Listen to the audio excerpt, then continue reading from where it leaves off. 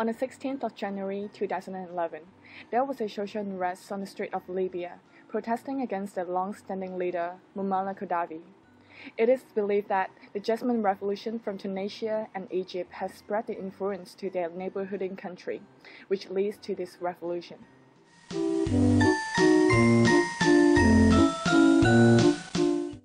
In March, the United Nations has imposed no-fly zone in Libya. Following that, other countries including the United States, Britain and France start urging Gaddafi to step down. Meanwhile, the National Transitional Council has been established. The international parties began to provide military, economic and political support to the NTC.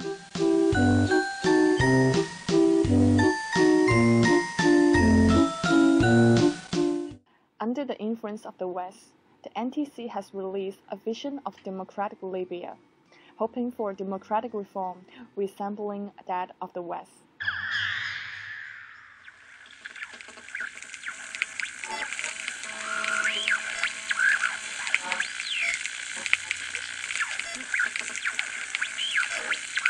Until an authority is in place, the United States will recognize the TNC as the legitimate governing authority for Libya, and we will deal with it on that basis.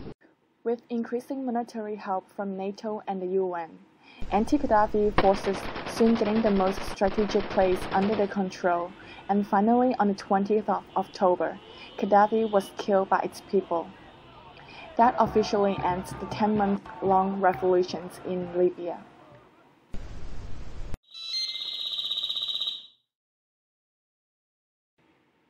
First, let us recall Mannheim's key ideas. Karl Mannheim distinguished ideology and utopia based on the two main important criteria. First, whether it has burst the bonds of the existing order, and second, whether it has transcended reality. To Mannheim, total ideology had its totality because it is systematically integrated and it's shared by a larger social group. It is like a false consciousness obstructing the ever-changing reality that falsely interprets the actual world. In other words, it creates a self-perpetuating system of thoughts with deception, idealization, and mythicization. Therefore, total ideology can never be realized in the existing social order. However, utopian ideas are never absolute. It attempts to break through the existing social structure. But unlike total ideology, it has taken into account of social context. In other words, achieving utopia is a recurring cycle. Once the utopian ideas have burst the existing order, it is not static. From the newly established order, there was still a dynamic and dialectical exchange going on. That would provide new direction for another utopian idea to raise up.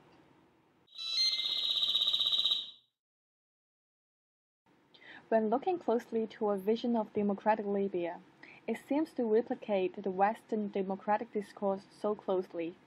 Now the focus will be on building a lasting democracy, with the first elections planned for 8 months from now. This may be hard to organise since Libya hasn't held an election since the 1950s.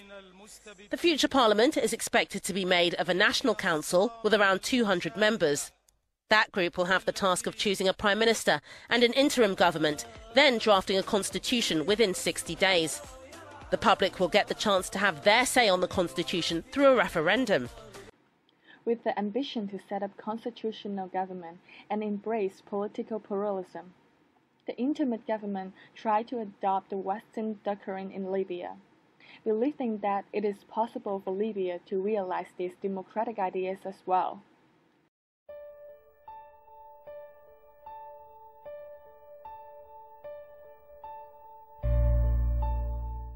Islamic is very influential in Libya.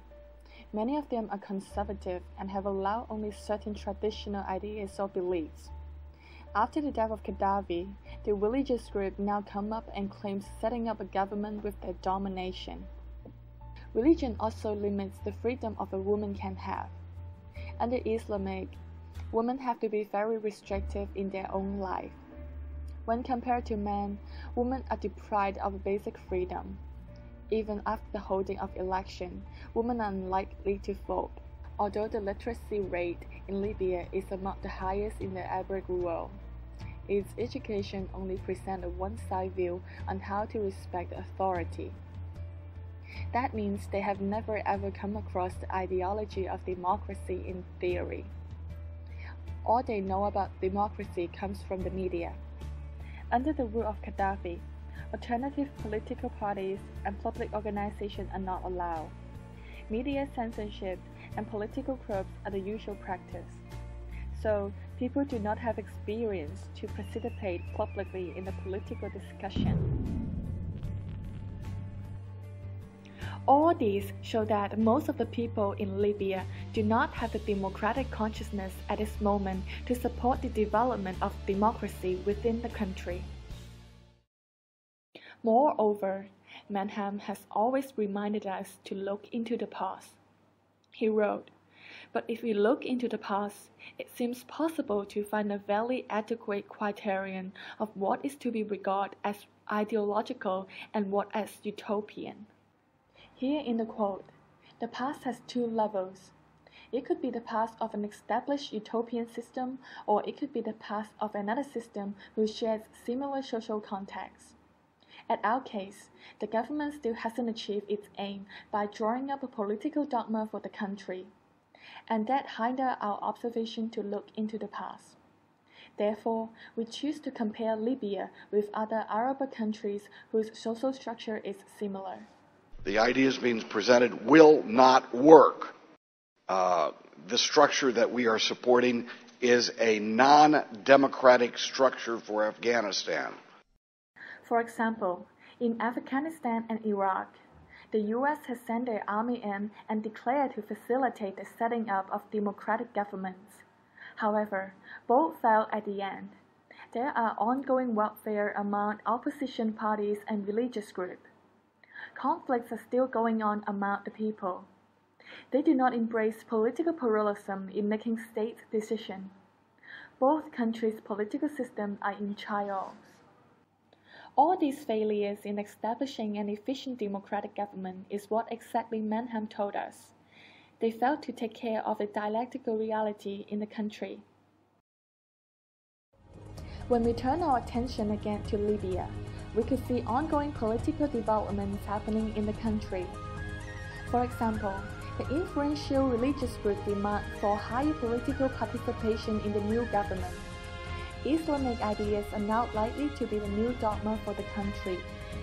Can we treat it as a modified version with social reality taken into account? Is it a better fit for social context in Libya while most of them are Islamic?